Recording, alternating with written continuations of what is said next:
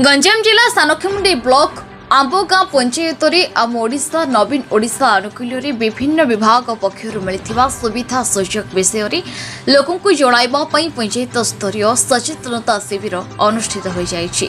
सरपंच मिनती सेठी अध्यक्षतार उक्त सचेतनता शिविर में मुख्य अतिथि भाव ब्लॉक अध्यक्ष सीमांचल पात्र बीडीओ जितेन्द्र कुमार मिश्र जोग देथिबा बेले सम्मानित अतिथि भाव अतिरिक्त कार्यक्रम अधिकारी अरुण कुमार स्वाई ब्लॉक उपाध्यक्ष रिंकी नायक जिला परिषद मामानी पात्र छणमारी सरपंच तपन कुमार सेठी चुडंगपुर सरपंच जागिली सेठी साहसपुर सरपंच सुशांत सेठी अंबागां समिति सभ्य कालुचरण भूया पंचायत कार्यनिर्वाही अधिकारिणी सुरेखा बेहरा कनिष्ठ जंत्री विद्युत प्रभा रथ बीपीसी दुर्योधन मल्लिक शिशुमंगल अधिकारिणी सुचित्रा साहू अंगनवाड़ी सुपरभाइजर पुष्पलता साहू समाजसेवी तथा सरपंच प्रतिनिधि देवराज शेठी समाजसेवी संजय नायक राजीव लोचन पात्र रामेश्वर पात्र समेत बहु प्रशासनिक कर्मचारी और अंचलवासी उपस्थित रही पंचायत आम ओडिशा नवीन ओडिशा माध्यम आदर्श पोखरी विभिन्न प्रकार मनरेगा योजना मिशन शक्ति गृह मो स्कूल विभिन्न मठ मंदिर विकासमूलक लोकाभिमुखी कार्यक्रम गुड़िक ए पुस्तक जरिया लोकों सम्मुखें उन्मोचन कर विभिन्न विभाग योजना विषय बीडीओ श्री मिश्र नवीन सरकार विभिन्न योजन निजक सामिल कराइबा परामर्श देथिले। उक्त कार्यक्रम में विभिन्न योजनार रूपरेख को स्टल खोल निज विभाग योजनार विषय जनसाधारण को अवगत कराइथिले। उक्त कार्यक्रम में बहु जनसाधारण ग्रामवासी वृद्ध अंचलवासी उपस्थित रही सचेतनता शिविर को साफल्य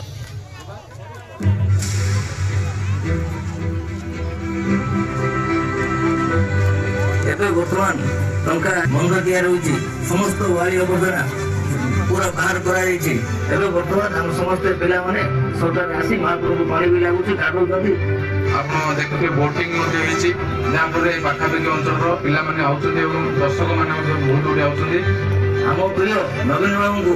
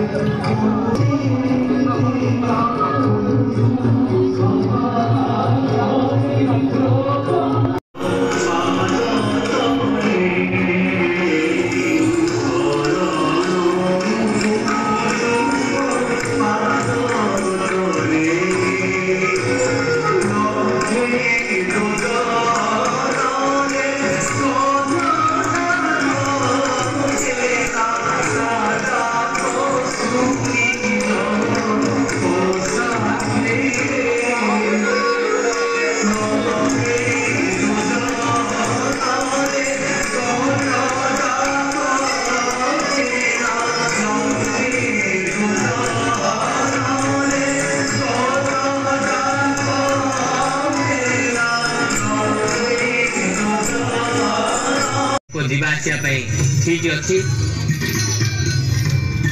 देखो आज्ञा आमर थिला बेतन भी बहुत प्रबल थिला वर्तमान को एबे किसी किसी सुविधा है आसी आमर प्रिय नवीन पट्टनायक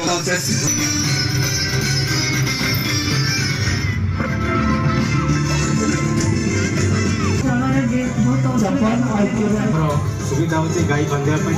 गाई रखा आम আমার প্রিয় মুখ্যমন্ত্রী নবীন পট্টনায়ক बीके पांड्यन सान को अशेष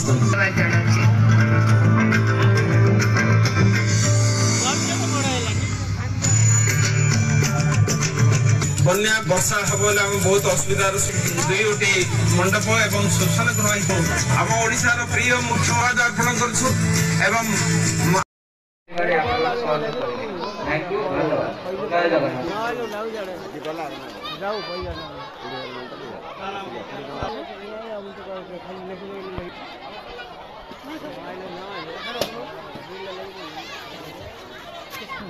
सानखेमुंडी विजय कुमार प्रधान का रिपोर्ट न्यूज उपांत खबर।